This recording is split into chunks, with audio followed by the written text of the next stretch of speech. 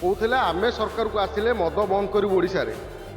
ସିଏ ମଦ ବନ୍ଦ ନ କରି ପୁଣି ଅଭିନବ ଉପାୟରେ ମଦ ବିକ୍ରି କରିବା ପାଇଁ ରାଜ୍ୟରେ ପ୍ରୋତ୍ସାହିତ କରୁଛନ୍ତି। ସର୍ବାଧିକ ମଦ ବିକି ସର୍ବାଧିକ କୋଡ଼ିଆ ମାଦଳ ସୃଷ୍ଟି କରି ଲୋକଙ୍କ ପରିବାର ନଷ୍ଟ କରି କି ଲାଭ ପାଇବ, କି ରାଜସ୍ୱ ପାଇବ? ନବୀନ ପଟ୍ଟନାୟକ ଯେତେବେଳେ ଥିଲେ ସରକାର ଆମର ମୁଖ୍ୟମନ୍ତ୍ରୀ, ସେତେବେଳେ ସେ କ'ଣ କରୁଥିଲେ ନା ଯିଏ ସର୍ବାଧିକ ମଦ ବିକିବେ ତାକୁ ପୁରସ୍କାର ଦେଉଥିଲେ। ଏପଟରୁ ମଦରୁ ଟ୍ୟାକ୍ସ ଆଣି ସେଠି ସୁଭଦ୍ରା ଯୋଜନା ଦେଲେ ମହିଳାମାନଙ୍କୁ। କ'ଣ ଆଧାର ଲାଭ ମିଳିବ ମୋତେ କହୁନାହାନ୍ତି। ବର୍ତ୍ତମାନ ମୋହନ ମାଝୀ ଯିଏ ଆମର ମୁଖ୍ୟମନ୍ତ୍ରୀ ଅଛନ୍ତି, ସର୍ବାଧିକ ମଦ ବିକି କେମିତି ନବୀନ ବାବୁଙ୍କ ପାଖରୁ ସେ ପଦବୀଟିକି ଛଡ଼େଇ ଆଣିବେ ସେ ପାଇଁ ପ୍ରତିଯୋଗିତା ଚାଲିଛି। ଟେଟ୍ରା ପ୍ୟାକ୍ର ମଦ ବିକ୍ରି ଆମେ ଦେଖିଲେ ପୁରୀ ବେଳାଭୂମିରେ କେମିତି ମଦ ପିଇକି ନାଚୁଥିଲେ, ମଦ ପିଇକି ସମୁଦ୍ର ଭିତରେ, ଯାହାକୁ ଆମେ ମହୋଦଧି କୁହନ୍ତି, ଯେଉଁ ଅତି ପବିତ୍ର ଜାଗା ଯେଉଁଠି ଆମେ ଆମର ଅସ୍ଥି ବିସର୍ଜନ କରନ୍ତି, କୁହନ୍ତି ଆମ ପୂର୍ବଜମାନେ ମୁକ୍ତି ପାଇବେ। ସେ ଜାଗାରେ ଦେଖୁଥିଲେ କିଛି ଉଦ୍ଧତ ଯୁବକ ସମୁଦ୍ରରେ ଗାଧେଇଲା ବେଳେ ମଦ ପିଉଥିଲେ। ତାଙ୍କୁ ପୁରା ଖୋଲା ଛୁଟି ଦେଇଦେଲା ସରକାର। ଯେଉଁ ସରକାର ଦିନେ ସରକାରକୁ ଆସିବା ପୂର୍ବରୁ, ଏଇ ଯେଉଁ ସରକାର ବିଜେପି ସରକାରକୁ ଆସିବା ପୂର୍ବରୁ କହୁଥିଲେ ଆମେ ସରକାରକୁ ଆସିଲେ ମଦ ବନ୍ଦ କରିବୁ ଓଡ଼ିଶାରେ। ସିଏ ମଦ ବନ୍ଦ ନ କରି ପୁଣି ଅଭିନବ ଉପାୟରେ ମଦ ବିକ୍ରି କରିବା ପାଇଁ ରାଜ୍ୟରେ ପ୍ରୋତ୍ସାହିତ କରୁଛନ୍ତି। ଆଉ ମଦକୁ ସମ୍ପୂର୍ଣ୍ଣ ଭାବେ ପ୍ରୋତ୍ସାହିତ କରୁଛନ୍ତି। କେମିତି ଓଡ଼ିଶାର ଯୁବକମାନେ ମଦ ପିଇ ମାତାଲ ହେଇ କୋଡ଼ିଆ ମାଦଳ ହେଇ ଘରେ ବସି ରୁହନ୍ତୁ, ତାଙ୍କ କ୍ୟାରିୟର ନଷ୍ଟ କରନ୍ତୁ, ଭବିଷ୍ୟତ ଅନ୍ଧାର କରନ୍ତୁ। ଏଇ ତ ବର୍ତ୍ତମାନ ସରକାର ଚାହୁଁଛନ୍ତି। ତ ନବୀନ ପଟ୍ଟନାୟକ ଯେତେବେଳେ ଥିଲେ ସରକାର ଆମର ମୁଖ୍ୟମନ୍ତ୍ରୀ, ସେତେବେଳେ ସେ କ'ଣ କରୁଥିଲେ ନା ଯିଏ ସର୍ବାଧିକ ମଦ ବିକିବେ ତାକୁ ପୁରସ୍କାର ଦେଉଥିଲେ। ଇଏ ସରକାର ଆସିଲା ପରେ ଲୋକଙ୍କୁ ଭ୍ରମିତ କଲେ ଯେ ଆମେ ସରକାରକୁ ଆସିଲେ ମଦ ବନ୍ଦ କରିବୁ। ମଦ କାହିଁ ବନ୍ଦ ହେବନି? ଯଦି ଉତ୍ତରପ୍ରଦେଶ ଆଉ ବିହାର ଭଳି ଯେଉଁ ରାଜ୍ୟ ଆମେ ଯାହାକୁ କୁହନ୍ତି ସବୁବେଳେ କ୍ରିମିନାଲ ଆକ୍ଟିଭିଟି ହୁଏ, ଯେଉଁ ଜାଗାରେ ସର୍ବାଧିକ ମଦ ବିକ୍ରି ହୁଏ, କ୍ରାଇମରେ ସର୍ବାଧିକ ଥିଲେ, ସିଏ ଆଜି ମଦ ବନ୍ଦ କରିଦେଲେ।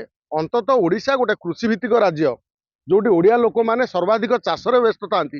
ଯୁବକମାନେ, ଓଡ଼ିଶା ଗୋଟେ ଶାନ୍ତ ମାନେ ଶାନ୍ତିପ୍ରିୟ ରାଜ୍ୟ। ଏଠି ଯୁବକମାନେ ପାଠ ପଢ଼ାରେ ମନ ଦିଅନ୍ତି, କୃଷିରେ ମନ ଦିଅନ୍ତି। ତମେ ସେଠି ମଦ ବିକି ସର୍ବାଧିକ କୋଡ଼ିଆ ମାଦଳ ସୃଷ୍ଟି କରି ଲୋକଙ୍କ ପରିବାର ନଷ୍ଟ କରି କି ଲାଭ ପାଇବ, କି ରାଜସ୍ୱ ପାଇବ? ରାଜସ୍ୱ ପାଇବା ତମର ତ ଡବଲ ଇଞ୍ଜିନ, ଡବଲ ବିକାଶ ହବା କଥା। ତମର ଦିଟା ଇଞ୍ଜିନ ଲାଗିଛି। କେନ୍ଦ୍ର ସରକାରଙ୍କୁ କହୁନା ଓଡ଼ିଶାକୁ ଫଣ୍ଡ ଦିଅନ୍ତୁ। ନବୀନ ବାବୁ କହୁଥିଲେ ଆମକୁ ଫଣ୍ଡ ଦଉନଥିଲେ, ଆମକୁ ପାତର ଅନ୍ତର କଲେ। କାହିଁକିନା ମନମୋହନ ସିଂ ପ୍ରଧାନମନ୍ତ୍ରୀ ଥିଲାବେଳେ ବହୁତ ଦଉଥିଲେ, କ'ଣ ଓଡ଼ିଶାକୁ ଫଣ୍ଡ ଦଉଥିଲେ। ତାପରେ ମୋଦି ଆସିଲା ପରେ ପୁଣି ତାଙ୍କର ଅଭିଯୋଗ ରହିଲା ଯେ ଆମକୁ ଦଉନାହାନ୍ତି। ଏବେ ତ ତମର ଡବଲ ଇଞ୍ଜିନ, ମୋହନ ମାଝୀ ଯେତେ ଚାହିଁବେ ସେତେ ଟାଣି ଆଣିପାରିବେ ନା। ଏଠି ପ୍ରଶ୍ନ ଉଠେ ଓଡ଼ିଶାରେ ମଦ ଯଦି ଯେଉଁ ରାଜସ୍ୱ କଥା କହୁଛନ୍ତି, ରାଜସ୍ୱ ଆଦାୟ କଥା, ରାଜସ୍ୱ କାହା ପାଇଁ? ଏପଟରୁ ମଦରୁ ଟ୍ୟାକ୍ସ ଆଣି ସେଠି ସୁଭଦ୍ରା ଯୋଜନା ଦେଲେ ମହିଳାମାନଙ୍କୁ। କ'ଣ ଆଧାର ଲାଭ ମିଳିବ ମୋତେ କହୁନାହାନ୍ତି। ମହିଳାର ପରିବାର ତ ଉଜୁଡ଼ି ଯିବ। ମଦ ପିଇକି ତା ସ୍ୱାମୀ ଯେତେବେଳେ ମଦ ପିଇକି ଆସୁଛି, ତା ପରିବାର ଉଜୁଡ଼ି ଯାଉଛି। ଛୋଟ ଛୋଟ ଛୁଆ ପାଠ ପଢ଼ି ପାରୁନାହାନ୍ତି, ଘରେ ଡିସିପ୍ଲିନ୍ ହେଉନି, ଘରେ ଝଗଡ଼ା କଳି ବାଡ଼ିଆ ପିଟା ହେଉଛି। ସେଠି 5,000 ଟଙ୍କା, ବର୍ଷରେ ତମକୁ 10,000 ଟଙ୍କା ସୁଭଦ୍ରା ମାନଙ୍କୁ, ମା ମାନଙ୍କୁ ଦେଲେ ଯେ ମା ମାନଙ୍କର କ'ଣ ଉନ୍ନତି ହବ? ଏଠି କଥା ପଡ଼ିଛି ରାଜ୍ୟ ସରକାର ସମ୍ପୂର୍ଣ୍ଣ ମଦ ବନ୍ଦ କରିବା କଥା କହି ଟେଟ୍ରା ପ୍ୟାକ୍ର ମଦ ବିକି ଇଏ ମଦକୁ ଆହୁରି ପ୍ରୋତ୍ସାହିତ କରିବା ଛଡ଼ା ଆଉ କିଛି ମାଧ୍ୟମ ନେଇ ସରକାର ତାଙ୍କର ଅରିଜିନାଲ ରୂପ ଦେଖେଇଛନ୍ତି। ସରକାରକୁ ଆସିଲା ପରେ ଯେଉଁ ସରକାର ସବୁବେଳେ ଲୋକଙ୍କ ସରକାର କହୁଥିଲେ ଆମେ ସରକାରକୁ ଆସିଲେ ବହୁତ କିଛି କରିଦେବୁ, ବହୁତ କିଛି କରିବା କଥା ଛାଡ଼। ନବୀନ ବାବୁ ଯାହା କରିଥିଲେ ତାଙ୍କରି ପଦ ଅନୁସରଣ କରୁଛନ୍ତି। ବିଶ୍ୱରେ 1 ନମ୍ବର ନେତା ଥିଲେ ଆମର ନବୀନ ପଟ୍ଟନାୟକ, ବିଶ୍ୱସ୍ତରୀୟ ନେତା ଯିଏ ସର୍ବାଧିକ ମଦ ବିକୁଥିଲେ।